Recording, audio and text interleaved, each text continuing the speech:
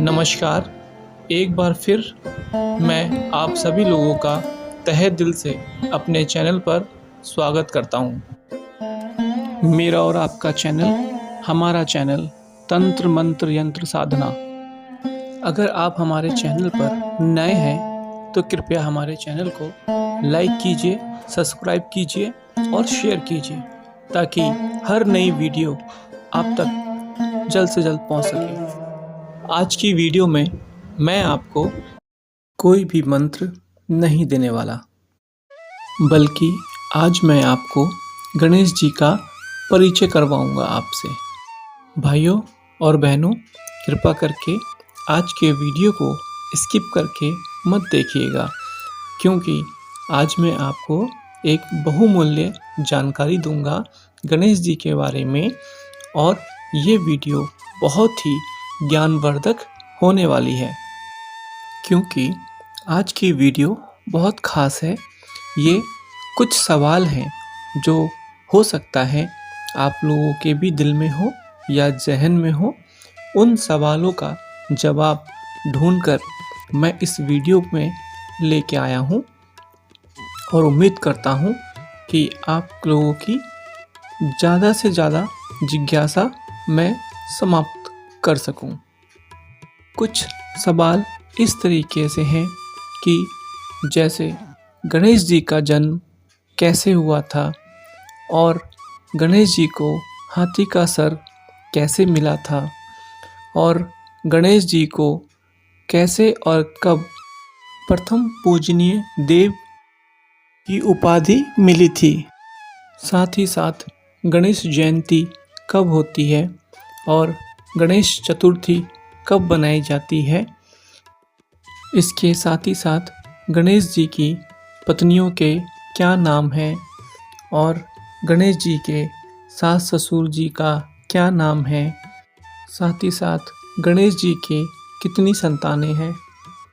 साथ ही साथ गणेश जी की बहन कौन है और बहनोई कौन है। साथ ही साथ गणेश जी हमें क्या संदेश देते हैं और हमें क्या सीखने को मिलता है।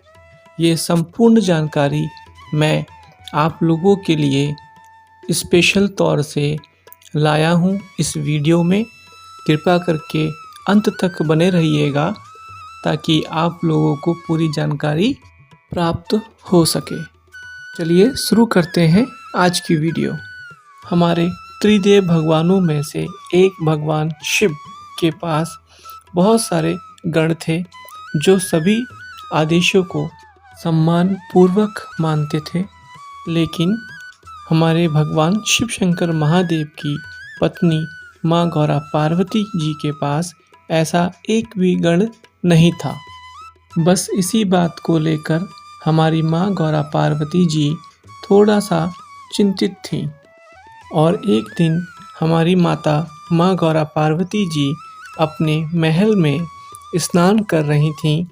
तब उन्होंने स्नान के दौरान अपने शरीर पर लगे हुए उपटन से एक पुतला बनाया और अपनी शक्तियों से उस मानव आकार के पुतले पर प्राण डाल दिए, जिससे एक बालक उत्पन्न हुआ। माता माँ गौरा पार्वती जी ने उन्हें गणेश का नाम दिया और आदेश दिया कि उनकी मर्जी के बगैर कोई भी महल के अंदर ना आ सके। फिर क्या था, बालक गणेश जी जो दिव्य शक्तियों के मालिक थे, स्वामी थे, अपनी माता की आज्ञा पाकर महल के द्वार पर आकर खड़े हो गए।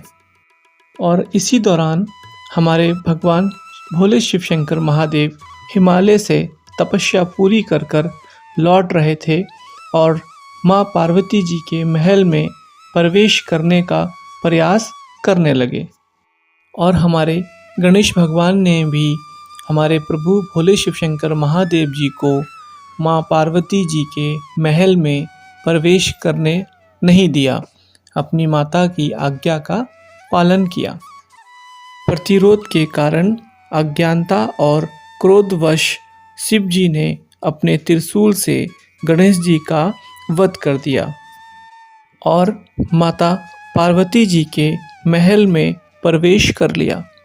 और जब माँ पार्वती जी ने देखा कि पुत्र गणेश जी की मृत्यु हो गई है, तो उन्होंने सारा का सारा तथ्य पति भोले शिव शंकर महादेव के समक्ष रखा। साथ ही साथ माँ कालका का रूप धारण करके माँ पार्वती जी ने क्रोध में आकर और पूरी सृष्टि को तहस नहस करने की घोषणा की। और तब शिव जी ने विष्णु जी से अनुरोध किया कि वह उस पहले प्राणी का सिर लेके आए जो अकेला हो, यानी कि अपनी माँ के साथ ना हो। और तब विष्णु जी ने देखा कि एक हाथी के बच्चे को जो अपनी माँ के बगैर अकेला था, तो विष्णु जी हाथी के बच्चे का सर लेके आए और गणेश जी को फिर से जीवन दान दिया। साथ ही साथ ब्रह्मांड के समस्त देवी देवता गणों ने गणेश जी को अपनी अपनी दिव्य शक्तियाँ प्रदान की और आशीर्वाद दिया। साथ ही साथ प्रथम पूज्य देव का भी वरदान प्रदान किया। और इसीलिए हिंदू धर्म में सबसे लोकप्रिय देवताओं में से एक हैं भगवान शिव और देवी माता पार्वती जी के पुत्र। इन्हें ज्ञान और समृद्धि और बुद्धि और सफलता के रूप में पूजा जाता है। साथ ही साथ इन्हें गणपति और विनायक और विघ्नहर्ता के नाम से ज़्यादा माना और पूजा जाता है, क्योंकि इन्हें विघ्नहर्ता यानी बाधाओं को नाश करने वाला भी कहा जाता और माना जाता है। इसका प्रमाण यजुर्वेद अध्याय 8 और मंत्र नंबर 13 में मिलता है। इसीलिए इन्हें हिंदू धार्मिक सभी कार्यों में प्रथम पूजा जाता है। गणेश जी का अर्थ ही होता है गणों का प्रमुख, यानी प्रजा के भगवान। भगवान गणेश जी के हाथों में मोदक यानी कि लड्डू, कमल का फूल और इनका अस्त्र कुल्हाड़ी और कृपा करते हुए प्रतीत होते हैं। साथ ही साथ गणेश जी से हमें बहुत सारी प्रतीकात्मकता मिलती है, जैसे कि गणेश जी का विशाल सिर बड़ी सोच का प्रतीक, यह ज्ञान से संबंधित है। और गणेश जी के विशाल कान जो अधिक सुनने का प्रतीक है। गणेश जी की छोटी छोटी आँखें जो एकाग्रता का प्रतीक है, जीवन के लक्ष्य के प्रति। गणेश जी के हाथी का दांत प्रतीक है कि बुराई को दूर कर अच्छा बने। भगवान गणेश जी के दाहिने हाथ से आशीर्वाद देने के रूप में दर्शाया जाता है, जो आध्यात्मिक पथ पर सर्वोच्च शक्ति द्वारा संरक्षण का प्रतीक है। साथ ही साथ कुल्हाड़ी भौतिकवादी दुनिया के सभी बंधनों को काटने का प्रतिनिधित्व करता है। साथ ही साथ गणेश जी की लंबी सूंड अनुकूलन क्षमता और दक्षता का प्रतीक है। और गणेश जी का विशाल पेट जीवन में अच्छाई और बुराई को शांतिपूर्ण तरीके से स्वीकार कर लेना का प्रतीक है। और भगवान गणेश जी का वाहन मूषक है, जो हमें इच्छाओं पर अंकुश लगाने का प्रेरणा देता है। साथ ही साथ अगर हम गणेश भगवान के परिवार के बारे में बात करते हैं, तो इनके पिता त्रिदेवों में से एक हैं भगवान शिव, और इनकी माता देवी माँ पार्वती हैं, और इनके बड़े भाई कार्तिकेय हैं जो युद्ध के देवता माने जाते हैं। और इनकी बहन माता अशोक सुंदरी जी हैं। चंद्रवंश के राजा नहुस जी थे, जो बाद में सम्राट बने। ये इनका लालन पालन महर्षि वशिष्ठ जी के आश्रम में हुआ था। और इसके साथ ही साथ हमारे श्री गणेश भगवान जी की 2 पत्नियां हैं। उनकी पहली पत्नी माता रिद्धि है, जो समृद्धि के प्रतीक हैं, और दूसरी पत्नी माता सिद्धि हैं, जो आध्यात्मिक शक्ति का प्रतीक हैं। और साथ ही साथ भगवान श्री गणेश जी के 2 पुत्र हैं, जिनका नाम शुभ और लव है। साथ ही साथ हमारे भगवान श्री गणेश जी के ससुर पिता जी का नाम विश्वरूप प्रजापति यानी विश्वकर्मा भगवान है और उनकी सासू माँ का नाम प्रलाथी देवी जो सौम्य देवी के नाम से भी जानी जाती हैं।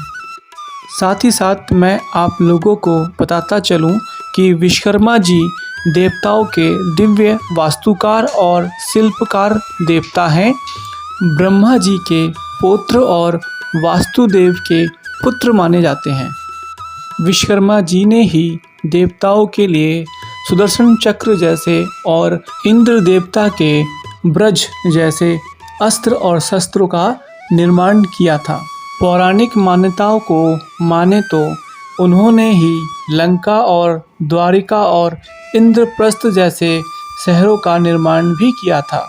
साथ ही साथ आप लोगों को बताता चलूं कि गणेश जयंती गणेश जी का जन्मदिन पूर्णमासी से चौथे दिन माघ के महीने यानी जनवरी और फरवरी के महीने में बनाई जाती है। साथ ही साथ मैं आप सभी लोगों को गणेश चतुर्थी से जुड़ी हुई एक महत्वपूर्ण बात बताता चलूं, यह कि महाभारत का महाकाव्य महर्षि वेद व्यास जी ने लिखी थी, लेकिन पौराणिक कथाओं के अनुसार इसे गणेश जी ने लिखा था। मान्यता कुछ इस प्रकार से है कि महर्षि वेद व्यास जी ने महाभारत लिखने के लिए गणेश जी से अनुरोध किया, जिस पर गणेश जी ने शर्त रखी कि वेद व्यास जी को बिना रुके बोलना होगा और गणेश जी को भी समझे हुए अर्थपूर्ण शब्दों का और सत्य शब्दों का ही चयन करना होगा और लिखना होगा। और फिर इसी शर्त के अनुसार बिना रुके महाभारत लिखने के दौरान शरीर पर धूल मिट्टी जमा हो गई और कपड़े भी गंदे हो गए। लेखन कार्य 10वें दिन पूरा हुआ था। अनंत चतुर्दशी के दिन अत्यधिक मेहनत के कारण शरीर का ताप बढ़ने के कारण महर्षि वेद व्यास जी ने गणेश जी को एक सरोवर में ले जाकर स्नान करवाया। इसी कारणवश गणेश प्रतिमा का विसर्जन भी अनंत चतुर्दशी के दिन किया जाता है। साथ ही साथ अब हमारे पूछे हुए कुछ सवाल थे जिनके जवाब पूरे हुए इस वीडियो के माध्यम से। इसी के साथ मैं अपने समस्त भाई और बहनों से अनुरोध करता हूं कि अगर दी हुई जानकारी उन्हें पसंद आई है, हमारा वीडियो पसंद आया है, तो हमारे चैनल को सब्सक्राइब करें, लाइक करें और शेयर करें ताकि नई से नई जानकारी आप लोगों तक जल्द से जल्द पहुंच सके।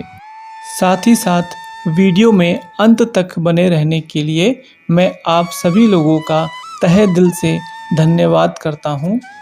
इसी के साथ अब आप लोग आज्ञा दीजिए, मिलते हैं आप सभी लोगों से अपनी अगली वीडियो पे। तब तक के लिए जय सनातन, जय भारत, जय श्री राम।